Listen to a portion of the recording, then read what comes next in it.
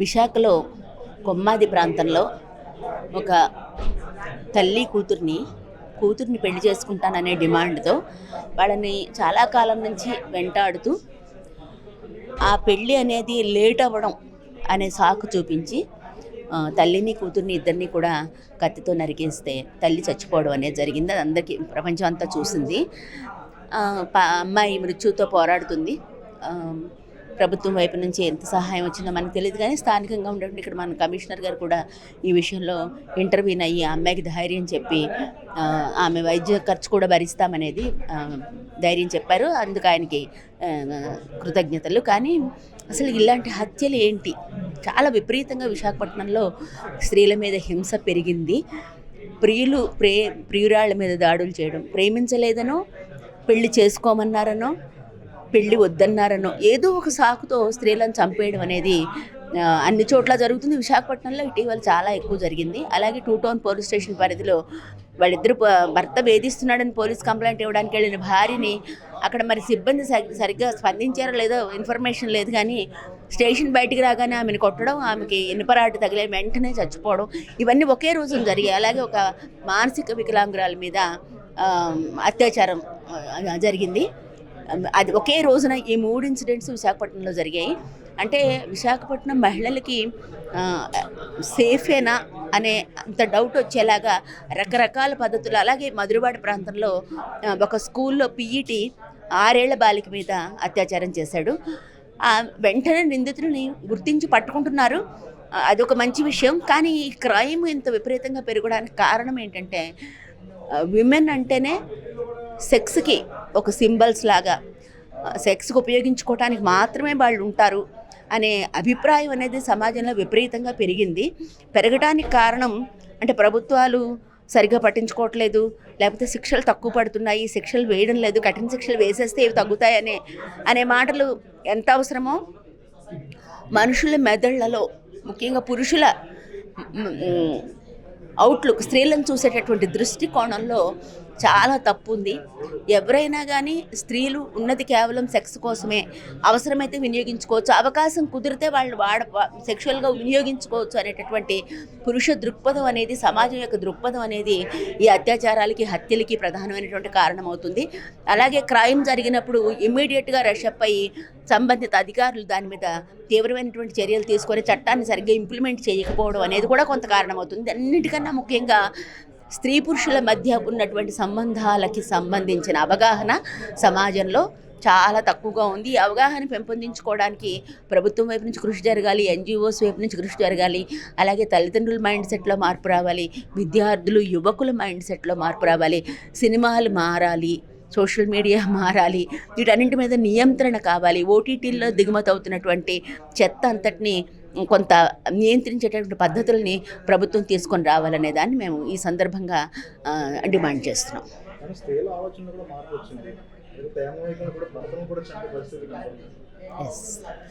అది అంటే నిజంగానే ఇదొక ఫ్యాక్ట్.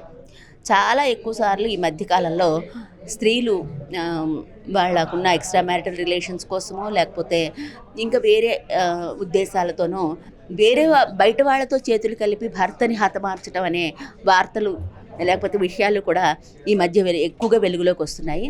దీని గురించి ఆలోచించినా కూడా స్త్రీల హృదయాలో లేకపోతే వాళ్ళ మైండ్ సెట్లోనో ఈ మార్పు ఎందుకు వచ్చింది అనేది కనుక మనం ఆలోచిస్తే, పురుషుల మీద ఏ ప్రభావాలు అయితే ఉన్నాయో స్త్రీల మైండ్ల మీద కూడా అవే ప్రభావాలు ఉన్నాయి. అవే సినిమాలు, సీరియల్స్, సోషల్ మీడియా, రకరకాల ఆకర్షణలు, అత్యాశ కలిగించేటటువంటి పరిస్థితులు చుట్టూ ఉండటం, తర్వాత సమాజానికి ఒక ఎథికల్ వాల్యూ సిస్టమ్ అనేది రోజు రోజుకి తగ్గిపోతూ ఉండడం.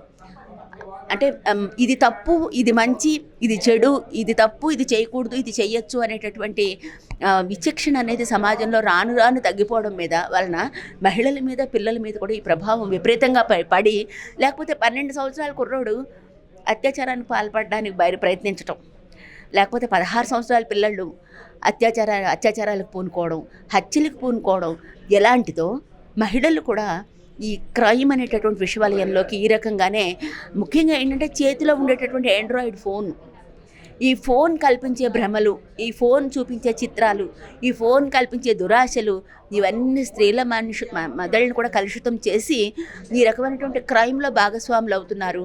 దాని నుంచి విమెన్ వెనక్కి రావాల్సిందే. ఎవరు చేసినా క్రైమ్ అనేది క్రైమే. దాని ఇంపాక్ట్ వ్యక్తుల మీద, సమాజం మీద ఖచ్చితంగా ఉంటుంది. స్త్రీలు ఏమీ చేయరు అని చెప్పడానికి నాకైతే నేను సిద్ధంగా లేను. ఎందుకంటే అందరం ఈ సమాజంలోనే బతుకుతున్నాము, అందరం ఈ గొంగట్లోనే వెంట్రుకలు ఏరుకుంటూ తింటున్నాం. కాబట్టి అందరి ప్రవర్తనల్లోని కూడా డీజనరేషన్ అంటే దిగజారిన విలువలు అనేవి అందరి జీవితాల్లోని కనిపిస్తున్నాయి. అందుకు స్త్రీలు ఎక్కువ అతీతంగా లేరు అనేది ఈ సందర్భంగా చెప్తున్నాను.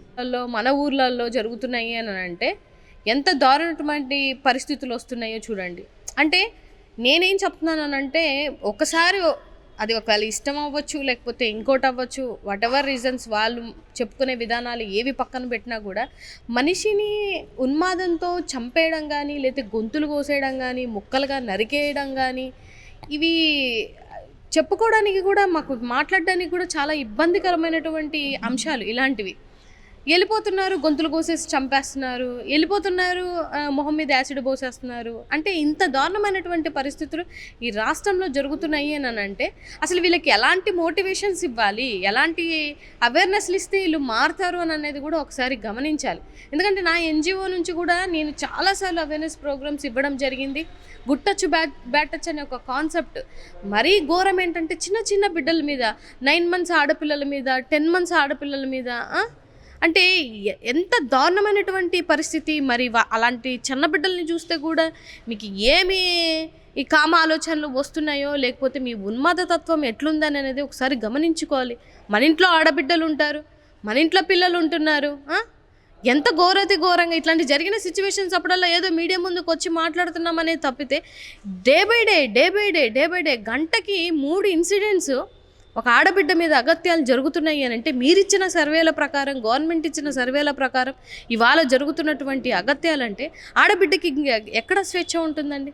ఈ పరంగా, ఈ సిచ్యువేషన్ పరంగా నేను తల్లిదండ్రుల్ని కూడా కోరుకుంటుంది ఏంటంటే గతంలో ఆడపిల్లల్ని బయటికి వెళ్ళొద్దు, ఆడపిల్లల్ని అబ్జర్వ్ చేయడం, లేకపోతే అమ్మాయి ఎవరితో ఫోన్ మాట్లాడుతుంది అనేది మీరు ఎలా అబ్జర్వ్ చేస్తారో ఇప్పటి కాలంలో అబ్బాయిలు ఏం చేస్తున్నారు, వాడు ఎలాంటి ఫ్రెండ్షిప్లు చేస్తున్నాడు, ఎలాంటి తిరుగుళ్ళు తిరుగుతున్నాడు, ఇది కూడా కాస్త అవేర్నెస్గా ఉంటే బాగుంటుందేమో అని అనిపిస్తుంది. ఎందుకంటే చేతులారా వచ్చిన తర్వాత పిల్లల్ని కోల్పోతున్నటువంటి సిచ్యువేషన్స్ తీరా వాళ్ళు చూస్తేనేమో డ్రగ్స్కి అడిక్ట్ అయిపోయా, చూస్తేనేమో 17-18 సంవత్సరాలు, 16 సంవత్సరాలు, అంటే మైనర్గా ఉండే వాళ్ళు ఈ పరిస్థితుల్లోకి వచ్చి చదువుకున్నాడు అలాగే, చదువుకోలేని వాడు అలాగే. అంటే తల్లిదండ్రుల్ని నేను బ్లేమ్ చేయట్లేదు కానీ, బట్ తల్లిదండ్రులు కొద్దో గొప్ప అవేర్నెస్ వాళ్ళ మీద ఉంచండి, ఒక అటెన్షన్ ఉంచండి. అది ఆడబిడ్డ అయినా సరే, మగబిడ్డ అయినా సరే, మన పిల్లల్ని మనం కాపాడుకోవాలి, సమాజంలో మన విలువలు కూడా కాపాడుకోవాలి అని అంటే డెఫినెట్గా వాళ్ళు ఏం చేస్తున్నారు, ఏ టైంకి ఇంటికి వస్తున్నారు అనేది కూడా ఒక అబ్జర్వేషన్లో లేకపోతే ఘోరాతి ఘోరాలు చెప్పుకోవడానికి కూడా నోట్ల నుంచి మాట కూడా రాలేనటువంటి సిచ్యువేషన్స్ ఇవాళ చూస్తున్నాం. అదేవిధంగా గవర్నమెంట్ కూడా కాస్త ఆలోచించాలి, అసలు ఏం జరుగుతుంది సొసైటీలో, ఏంటి ఇంత దారుణమైన పరిస్థితులు. ఇవాళ అంజలిని చంపేశారు, గీతాంజలిని చంపేశారు, ఎంతమంది చచ్చిపోతున్నారు విశాఖపట్నంలోనే లెక్కేసుకుంటే ఎంతమంది, ఎప్పుడూ లేదు. ఇన్ని ఘోరాలు జరుగుతున్నప్పుడు వీటికి సంబంధించి ఎటువంటి యాక్షన్స్ తీసుకోవాలి, ఎలాంటి కఠినమైనటువంటి చర్యలు తీసుకుంటే ఇవి ఆగుతాయో అని కూడా ఒకసారి గమనించాల్సినటువంటి పరిస్థితి.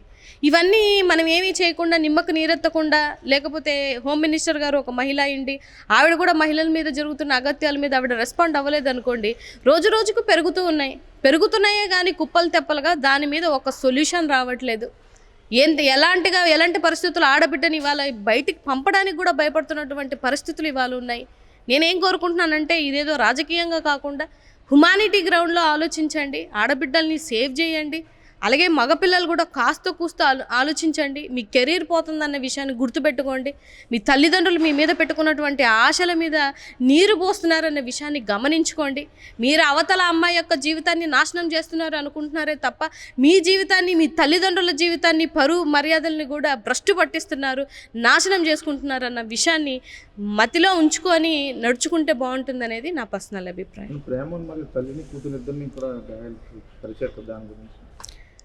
అదే సార్, ఇప్పుడు మధురవాడలో జరిగినటువంటి సంఘటన ఎంత దారుణమైనటువంటి పరిస్థితి అండి. అంటే ఇప్పుడు ఒప్పుకోకపోతే ఇంకే లైఫ్ లేదా?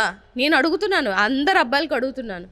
ఒకవేళ ఒక అమ్మాయి ఇష్టం ఉందనంటే మీరు ఎలాగ ఇష్టపడి ఆ అమ్మాయిని లవ్ చేస్తున్నారో లేకపోతే పెళ్లి చేసుకుంటున్నారో, ఇష్టం లేదన్నప్పుడు కూడా వదిలేయండి.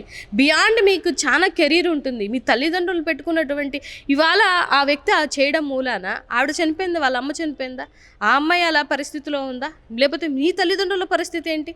ఒక్కసారైనా మీరు చేసేటప్పుడు మీ తల్లిదండ్రుల కోసం ఆలోచించండి. ఎందుకంటే కడుపును పెట్టుకొని మిమ్మల్ని ఇంత స్థాయికి తీసుకొచ్చి చేతికొచ్చిన కొడుకులు ఇలాగా నాశనం అయిపోతుంటే ఏ తల్లిదండ్రులకు శోభ ఉంటుందండి? అసలు ఇంత ఉన్మాదితనంగా బిహేవ్ చేయాల్సినటువంటి అవసరం ఏముంది? అది అడుగుతున్నాను నేను.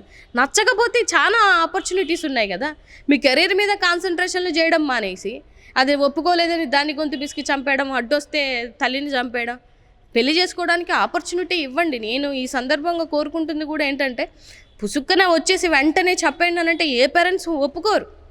కాస్త టైం ఇవ్వనివ్వండి. వాళ్ళకు కూడా అర్థం చేసుకొని ఆలోచించుకునే టైం ఇస్తే ఏ పేరెంట్స్ అయినా ఈ కాలంలో ఒప్పుకోవడానికి చాలా ఛాన్సెస్ ఉన్నాయి. అంతే తప్పితే ఇలాగా చంపేసుకుంటే మీకు సొల్యూషన్ వస్తుందని అంటే మీ కెరీర్ నాశనం అవ్వడం తప్పితే ఇంకొక సొల్యూషన్ అంటూ ఏం లేదు. కానీ మీలాంటి సంఘటనలు మిగతా వాళ్ళకి అట్లీస్ట్ వాళ్ళకి ఇలా చేయకూడదు, ఒక ఏమంటారు, ఒక ఆలోచన దృక్పథంతో ఆలోచించేటప్పుడైనా మనం చిన్న 1 minute ఒక్క సెకండ్ మనం ఆలోచిస్తే మన లైఫ్ ఏంటి, మన కెరీర్ ఏంటి అన్నీ ఆలోచించుకుంటే బాగుంటుంది తప్ప ఇలా ఉన్మాదితనంతో మీద పడేసి నరికి చంపేసుకుంటే సొల్యూషన్ మాత్రమైతే కాదు. ఇలాంటి దాడుల నుంచి ఎదుర్కొనే మహిళలకు ఎలాంటి రక్షణ, ఎలాంటి కోచింగ్ ఏం అవసరం అంటారు? ఏం రక్షణ ఇస్తారండి, ఏం కోచింగ్లు ఇస్తారు? ఇవాళ మన కళ్ళ ముందు తిరిగిన వాడే అరే ఇలాంటి పని చేశాడా అని ఆలోచన దృక్పథంతో ఉన్నాం. మనతో బాగానే ఉన్నవాడు కూడా ఇవాళ గొంతు కోసేసి నరికి చంపేసి యూట్యూబులలో చెక్ చేసుకొని ఇవాళ సోషల్ మీడియాని మంచి పద్ధతిలో వాడుకుంటే బాగుంటుంది. మీరు చూస్తే అబ్జర్వ్ చేయండి, ఈ మధ్యకాలంలో జరిగిన సంఘటనలన్నీ వాళ్ళు యూట్యూబ్లో ఎలా చంపాలి, ఎలా నరికేయాలి, ఎలా ఫ్రిడ్జ్లో పెట్టాలి, ఎన్ని రోజుల నుంచి దాన్ని ఆ శవాన్ని దాచుకోవాలి, ఇలాంటి పరిస్థితిలో ఉన్నారు అని అంటే ఏ విధమైనటువంటి థాట్ ప్రాసెస్లోకి వెళ్తున్నారు, వీళ్ళకి ఎలాంటి అవేర్నెస్ ఇస్తే వీళ్ళు మారతారనేది కూడా మేము 10 సంవత్సరాల నుంచి ఎన్జిఓ స్టార్ట్ చేసాం. రోజు రోజుకి పెరుగుతున్నాయే తప్ప తగ్గిన పరిస్థితి అయితే ఒక్కటి కూడా లేదు. సో దయించి అందరు పేరెంట్స్కి నేను కోరుకునేది, అలాగే అందరు అబ్బాయిలకు కూడా కోరుకునేది ఏంటంటే, మీకు లైఫ్ చాలా చాలా ఉంది. మీరు ఏదో క్షణికావేశంలో ఇచ్చేసుకొని మీ ఫ్యూచర్ని దయచేసి పాడు చేసుకోకూడదు. మీతో పాటు మిగతా ఆడబిడ్డ కుటుంబాన్ని, వాళ్ళ తల్లిదండ్రుల్ని కూడా మీరు రోడ్డుకి లాగకూడదని మాత్రం నేను మనస్ఫూర్తిగా కోరుకుంటున్నాను. నా పేరు జీ మౌనిష, నేను సిపి కాలేజ్లో చదువుతున్నాను. ఎంఎస్సి ఇంటర్ సెకండ్ ఇయర్కి ఇప్పుడే వచ్చాను. నాకు ఒక ఆపర్చునిటీ వచ్చింది. ఈ ఇన్సిడెంట్ అవుతున్నాయి కదా, ఒక అబ్బాయి ప్రేమించుతారు, అమ్మాయి, ఇద్దరు ప్రేమించుకుంటున్నారు. కానీ అమ్మాయికి నచ్చట్లేదు. ఒక్కొక్కసారి అమ్మాయి నువ్వు చెప్తుంటే అబ్బాయి అనేది చంపడం జరుగుతుంది. ఇక్కడ నిన్నే రీసెంట్గా, అంటే రాబోయే కాలంలో రీసెంట్గా అయ్యింది. ఒక అమ్మాయి నువ్వు చెప్పింది. సో అబ్బాయి వెళ్ళి అమ్మాయిని అమ్మాయి వాళ్ళ మదర్ని చంపేశారు. అమ్మాయి ఇప్పుడు చాలా భయపడుతూ హాస్పిటల్లో అడ్మిట్ అయి ఉంది. దేనికి ఆ విషయం మరి గవర్నమెంట్ ఏ యాక్షన్ తీసుకుందామని మాకు ఎటువంటి సమాచారం దొరకలేదు ఇక్కడ నుంచి. సో నేను గవర్నమెంట్కి ఏంటంటున్నానంటే, ఒక అమ్మాయిని కలిస్తే అది తప్పని కాదు. ఈ రీజన్స్ వల్ల గర్ల్స్ కూడా చదవడం చాలా తక్కువ అయిపోతుంది. ఎంతలా కష్టపడి చదివిన తర్వాత మాకు 8 వస్తుంది, ఎరగా పెళ్లి చేసుకొని వెళ్ళిపోతావు. సో ఇప్పుడు చదవడం కూడా తగ్గించేస్తున్నాను. నేను అడిగేది ఒక్కటే గవర్నమెంట్కి, ఇలాంటి యాక్షన్స్ అనేది చాలా తగ్గించడానికి ఒక మోర్ పవర్ఫుల్ లాట్ బయటికి రమ్మంటున్నాను. ఇప్పుడు ఎలక్షన్స్ మీద దాని మీద చాలా ఎక్కువ ఫోకస్ పెడుతున్నాను. కానీ ఒక అమ్మాయిని సేవ్ చేయడానికి మీద ఒక ఫోకస్ పెడితే బాగుంటుందని నేను గవర్నమెంట్ చాలా రిక్వెస్ట్ చేస్తున్నాను. అండ్ ఇండియా డెవలపింగ్ కంట్రీలో ఎందుకు ఉండిపోయినా అనేది ఇది కూడా ఒక రీజన్. నేను అందుకే ఇలాంటి రీజన్స్ తగ్గించడానికి నాలాంటి చాలామంది అమ్మాయిలు కూడా చాలా బాధపడుతున్నారు. నాకు కూడా చాలా రీజన్స్లో ఉంటాయి. రోడ్డు మీద వెళ్తుంటే చాలా ఒక అబ్బాయి ఇలా ర్యాష్ వస్తుంది. సో అలాంటివి తగ్గించడానికి మనంటే ఆడపిల్లలందరూ బయటికి రావాలని కోరుకుంటున్నాను. నా పేరు ప్రణీత, నేను సిపి కాలేజ్లో చదువుకున్నాను. ఫస్ట్ ఇయర్ కంప్లీట్ చేశాను. మనకు తెలిసినంత వరకు పిఎం పాలెంలో ఒక ఇన్సిడెంట్ జరిగింది. అక్కడ మిస్అండర్స్టాండింగ్స్ వల్ల అలా జరగడం వల్ల మనము ఈరోజు ఏంటంటే చాలా ప్రాబ్లమ్స్ ఫేస్ చేస్తున్నాం. ఒక్క ఇష్యూ అనే కాదు, అమ్మాయిలను ఎలా అయితే అంటున్నారో మీరు వెళ్ళేటప్పుడు జాగ్రత్తగా వెళ్ళండి, జాగ్రత్తగా రండి అని చెప్పేసి, ఒకరితో మాట్లాడొద్దు, ఒకరిని రాంగ్గా అనొద్దు అని చెప్పేసి అంటారు. అలాగే అబ్బాయిలకు కూడా చెప్పండి. ఆ అమ్మాయిలు కాస్త చూసినప్పుడు అక్క చెల్లెలుగా చూడడము, ఏ దృష్టితో చూస్తున్నారో కూడా తెలియదు. అబ్బాయిలు ఈ లోకంలో మొత్తం అలానే ఉన్నారు. అబ్బాయిలకు కూడా అలానే చెప్పండి, నువ్వు వెళ్ళే దారి నీది, వెళ్ళినట్టే వెళ్ళు, వచ్చినట్టే రా, అమ్మాయిలని చూడకు, అమ్మాయిలని ఏమనకు అని ఇద్దరిని ఈక్వల్గా ఎడ్యుకేట్ చెయ్యండి. ఒకళ్ళని ఎక్కువ ఎడ్యుకేట్ చేసి ఇంకోళ్ళు పర్లేదు, అబ్బాయి మంచోడే అని అనుకోవడం మీదే తప్పు. మీ అబ్బాయి ఎలాంటోడు అనేది ఎవ్వరికీ తెలియదు, వాళ్ళ ఫ్రెండ్స్కి తప్ప. మేము ఎలాంటి వాళ్ళమో, మేము ఎన్ని సిచ్యువేషన్స్ చేస్తామో మా ఫ్రెండ్స్కి, మా అక్క చెల్లెలకే తెలిస్తే. ప్రతి అమ్మాయి వాళ్ళ పేరెంట్స్కి ఓపెన్గా చెప్పలేదు, చెప్పినా కొన్ని ఇష్యూస్ని షేర్ చేయగలదు. ప్రతిదీ చెప్తే మా ఫ్రీడమ్ ఎక్కడ పోతుందో అని ఒక్క పాయింట్ ఆలోచించి ఒక మాట చెప్పకుండా ఉంటారు. అలాంటిది ఆ అబ్బాయి అన్న మాటల గురించి ఎంత పట్టించుకుంటుందో ఒకసారి ఆలోచించాలి జనాలు కూడా. ప్రతిదీ అమ్మాయి కాసి అనడం అనేది కరెక్ట్ కాదు. అబ్బాయి చేసిన తప్పును కూడా చూడాలి. అమ్మాయి అలా అనకుండా ఉంటే బాగున్నాయి, అమ్మాయి అలా చేయకుండా ఉంటే బాగున్నాయి అని అంటారు. కానీ అబ్బాయి ఏం చేశాడు, అబ్బాయి అసలు ఏం తప్పు చేశాడు అని ఎవ్వరు క్వశ్చన్ చేయరు. ఏమన్నా అంటే ఆడబ్బాయి ఎలాగైనా తిరుగుతాడు అని అనే క్వశ్చన్ చాలా వరకు ఉంది. ఎప్పుడన్నా ఈ లోకం మారుతుంది అంటే అబ్బాయిని అమ్మాయిని ఈక్వల్గా చూసినప్పుడే, ఈక్వల్గా ట్రీట్ చేసినప్పుడే జరుగుతుంది. ఒక అబ్బాయి గ్రేట్ అన్నంత మాత్రాన వాడు గ్రేట్ ఏం కాదు. ఒక అమ్మాయి వెళ్ళి జాబ్ చేసుకుంటుందంటే అమ్మాయి వెనకట్ల ఎంత ఫేస్ చేసి వచ్చిందో ఆ సిచ్యువేషన్కి అనేది ఒకసారి ఆలోచించాలి. ఈవెన్ ఒక్క కేసే కాదు, రోజుకి చెప్పాలంటే 10 కేసుల కన్నా ఎక్కువే రేప్ కేసెస్ నమోదవుతున్నాయి. మనకి అవి ఎవ్వరు బయటికి చెప్పరు, పోలీసులు కూడా బయటికి తేవరు. రీసెంట్గా విన్న న్యూస్ అయితే అదే, 3000 కేసుల కన్నా మొత్తం వరల్డ్ రేప్ కేసెస్ నమోదైనాయి అని. అది చెప్పాలంటే బయటికి ఎవ్వరు చెప్పరు. ఇలా జరుగుతుంది, ఇలా ఉండండి, రేపు ఎలా జరిగింది అనేది చెప్పరు. అందరూ ఒక 1 వీక్ or 2 డేస్లో మర్చిపోతారు. తల్లిదండ్రులే బాధపడతారు ఎక్కువగా చెప్పాలంటే. ఇన్ని సిచ్యువేషన్స్ అవుతున్నా కూడా ఈ లోకం అయితే అస్సలు మారదు. మనం మారాలి అని అనుకుంటే కాదు, మనతో పాటు అందరూ మారాలి, మనము అందులో ఉండాలని అనుకోవాలి. అబ్బాయి చేసిన తప్పు, అమ్మాయి చేసిన తప్పు అనేది కాదు ఇక్కడ యాక్చువల్లీ పాయింట్. మనం అమ్మాయిని ఎంత ఎడ్యుకేట్ అయితే చేస్తున్నారో అబ్బాయిని అలానే ఈక్వల్గా ఎడ్యుకేట్ చెయ్యండి. అమ్మాయిల్ని ఎంత సేఫ్గా చూసుకుంటున్నారో, అమ్మాయిల్ని ఎలా అంటున్నారో వాళ్ళని కన్నయ్య అవుతారు, వాళ్ళని చెల్లెలు అవుతారు, వాళ్ళని అలాగే బ్రదర్స్ అలాగే అవుతారు అంటున్నారో, అబ్బాయిలకి కూడా చెప్పండి అమ్మాయి నీకు చెల్లె అని. లవ్లో యాక్సెప్ట్ చేయలేనంత మాత్రం మా ఫీలింగ్స్ని మేము చెప్పకూడదా, మేము యాక్సెప్ట్ చెయ్యము అని? మా ఫీలింగ్స్కి, మా ఒపీనియన్స్కి షేర్ చేసుకునే ఫ్రీడమ్ మాకు లేదా ఈ వరల్డ్లోని? అసలు మేము ఏమన్నా చెప్పినా తప్పే, ఏం చేసినా తప్పే. అమ్మాయిల్ని ఏమన్నా కూడా తప్పే అంటారు, మరి అబ్బాయిలు చేస్తే ఎందుకు తప్పని చెప్పరు అదే వర్డ్ని. ప్రతిదీ అమ్మాయిలు కాస్త తోయడం అనేది కూడా కరెక్ట్ కాదు. గవర్నమెంట్ అనేది చాలా వరకు యాక్షన్ తీసుకోవాలి. ప్రతిసారి అమ్మాయిల మీద కన్సర్న్ చూపించడం కాదు, ఇలాంటివి జరిగినప్పుడు కొంచెం స్ట్రిక్ట్ యాక్షన్ చేస్తే వేరే వాళ్ళు చెయ్యకుండా ఉంటారని చెప్పి కోరుకుంటున్నాను. Thank you.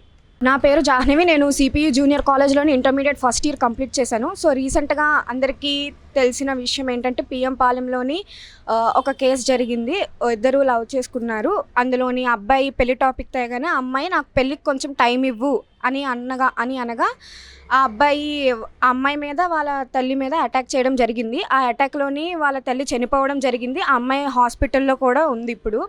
సో ఇలాంటి ఇన్సిడెంట్స్ మన సరౌండింగ్స్లోని రోజుకి ఒకటి కాదు చాలా జరుగుతున్నాయి. మన వైజాగ్, మన స్టేట్లోనే చాలా కేసెస్ జరుగుతున్నాయి ఇలాంటివి డైలీ. మన దేశంలో ఇంకా చాలా కేసెస్ ఇలాంటివి రోజు జరుగుతూనే ఉన్నాయి. ఇది ఎవ్వరికి తెలియని విషయమే కాదు, అందరికీ తెలిసిన విషయమే. ఇలాంటి విషయాలు జరిగిన వెంటనే అందరూ ఇన్స్టాస్లోని, వాట్సాప్లోని, ఫేస్బుక్స్లోని ప్రొటెస్ట్ చేస్తారు. అమ్మాయికి ఇలా అన్యాయం జరిగింది, అమ్మాయికి న్యాయం జరగాలి అని. అది ఎన్ని రోజులు? 1 days 2 days, పోనీ 1 week వరకు చేస్తారు. తర్వాత 1 month పోనీ అట్లీస్ట్ 2 months యావరేజ్గా తీసుకున్నా 2 months తర్వాత ఈ విషయాన్ని అందరూ మర్చిపోతారు. అంటే ఇది చాలా కామన్ విషయం అంటే ఇలాగా ఒక ఇన్సిడెంట్ జరగడం, దాని గురించి ప్రొటెస్ట్ రావడం, అది 1 month 2 months మీడియాలోని అన్నిట్లోని వైరల్ అవ్వడం, అందరూ దాని గురించి మర్చిపోవడం, ఇది ఈ రోజుల్లో చాలా కామన్ అయిపోయింది. ఇలాంటి విషయాలు అసలు కామన్గా ఉండకూడని విషయం. ఇది ఇంత కామన్ అయిపోయింది. మన అందరికీ ఆల్రెడీ తెలిసిన విషయమే. ఒక స్టాండప్ కమీడియన్ మీద, అంటే గవర్నమెంట్ మీద ఏదో జోక్ చేసినందుకు ఆ స్టాండప్ కమీడియన్ మీద, అంటే కమీడియన్కి అగెనిస్ట్గా యాక్షన్ తీసుకోవడం జరిగింది. ఆ కేసు గురించి కూడా అందరికీ తెలుసు. కామెడీని అంత సీరియస్గా తీసుకున్న గవర్నమెంట్ ఇంత సీరియస్ అయిన విషయాన్ని ఎందుకు కామన్గా తీసుకుంటుంది? ఇలాంటి కేసెస్ మీద ఒక 2-3 రోజులు, 1 month 2 months చర్చలు జరుగుతాయి. ఆ తర్వాత ఈ విషయాన్ని అందరూ మర్చిపోతారు. కొత్త టాపిక్ వస్తుంది, కొత్త టాపిక్ మీద ఎగురుతారు. ఈ విషయం మాత్రం తెలియదు, అలానే ఉండిపోద్ది. మన భారతదేశం స్త్రీలను పూజించే దేశం అంటారు. ఇదే నా స్త్రీలను పూజించడం, ఈ విధంగా అమ్మాయిల మీద అటాక్ చేయడం, అమ్మాయిల్ని హరాస్ చేయడం, ఇదే నా పూజించడం అంటే. గాంధీ గారు చెప్పారు, ఏ రోజైతే నడి రోడ్డు మీద అర్ధరాత్రి 12 అయినా ఒక అమ్మాయి ధైర్యంగా తిరగడానికి, అంటే ధైర్యంగా తిరుగుతుంది, అంటే ఎవరు తోడు లేకుండా ధైర్యంగా వెళ్ళగలుగుతుందో ఆ రోజే మనకు అసలైన స్వాతంత్రం వచ్చినట్టు అన్నారు. పగటిపూటే మేము అమ్మాయిలమి చాలా భయంగా ఎక్కడ ఒక్కరిమి వెళ్ళాలంటే చాలా భయంగా అంటే మాకు భయం ఉంటుంది ఏమైనా అవుతుందేమో అని. పగటిపూటే మేము అంత భయంగా వెళ్తున్నాం, ఇంకా రాత్రిపూట ఎలా వెళ్తాము? అబ్బాయిలు అంటే ఈ రోజుల్లో అబ్బాయిల్ని ఇద్దరిని ఈక్వల్గా చదువుకోవడానికి పంపిస్తున్నారు, జాబ్స్కి పంపిస్తున్నారు.